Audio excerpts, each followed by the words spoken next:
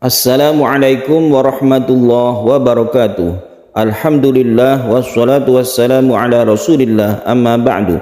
Para pecinta Al-Quran yang berbahagia, pada kesempatan yang baik ini kita akan berlatih tartil Quran di surah Al-Ma'arij.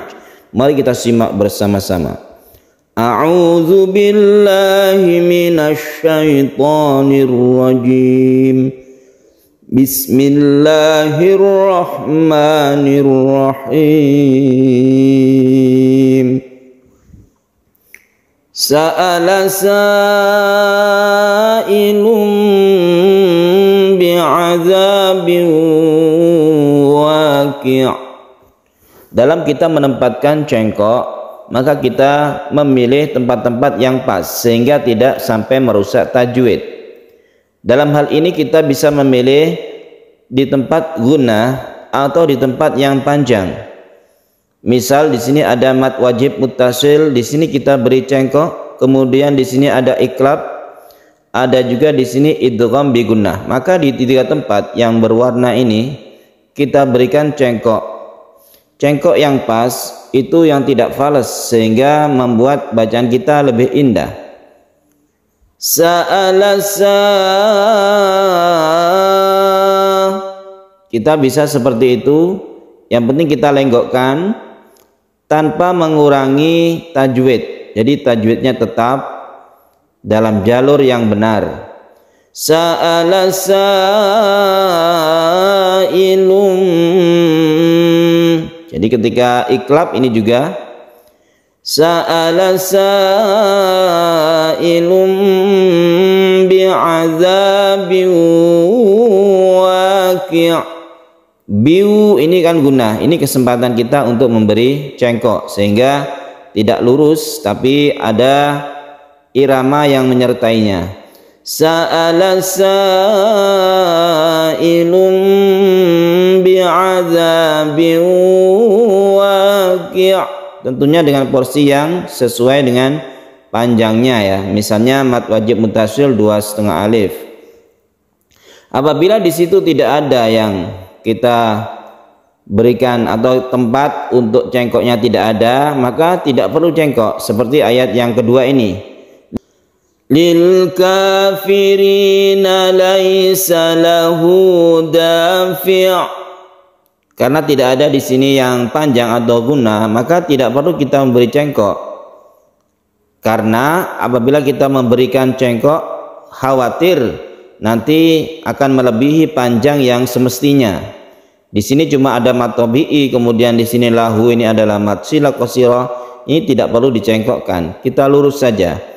Lil kafirina laisa lahu dafi'. Pendek. Dafi' lil kafirina laisa lahu dafi'. Pendek.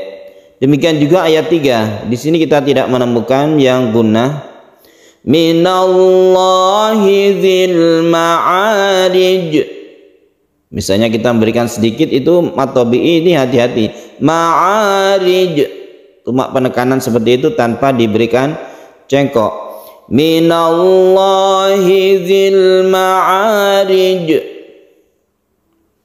Sukunkan kemudian qalqalahkan. Ini adalah qalqalah kubra karena di akhir ayat. Ta'rujul mala. Nah, di sini bisa kita memberikan cengkok yang panjang karena di sini kesempatan untuk kita membaca secara panjang sehingga cengkoknya tidak mengapa, tidak membuat kita itu merusakkan tajwid yang ada. Contoh lagi setelah malaika di ayat yang keempat ini adalah yaumin kana. Di sini ada ikhfa, ini kita panjangkan. Nah, disinilah kita berikan cengkok. Jadi ada dua kalau di sini yang berwarna ini. Ta'rujul malaikatu warruhu ilaihi fi yaumin kana miqdaruhu khamsina alfasana. Jadi yang lain seperti miqdaruhu Ini cuma satu alif, ini tidak perlu diberi cengkok-cengkok karena akan merusak tajwid. Ta'rujul malaikatu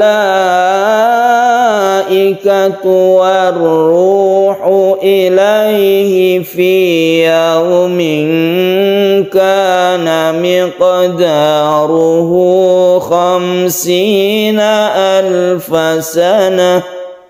Kemudian di sini ada fi yaumin, ada ya sukun bertemu dengan ya. Ini kan sebetulnya adalah idgham mutamatsilan, tapi dalam kasus ini apabila ada ya sukun yang sebelumnya kasroh, maka ini tidak diidghamkan, artinya tidak ditasydidkan ke ya. Jadi membacanya seperti mad tabi'i biasa, satu alif fi yaumin, tidak perlu ditasydidkan fi yaumin, bukan, itu salah.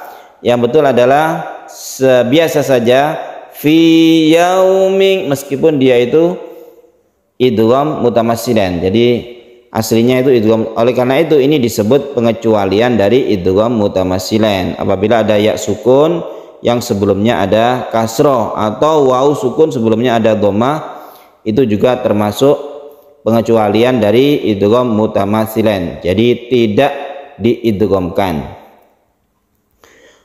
Kita lanjut di ayat 5, berarti ayat 5 ini ada di tanwin bertemu dengan jim. Ini kita cengkokkan di sini.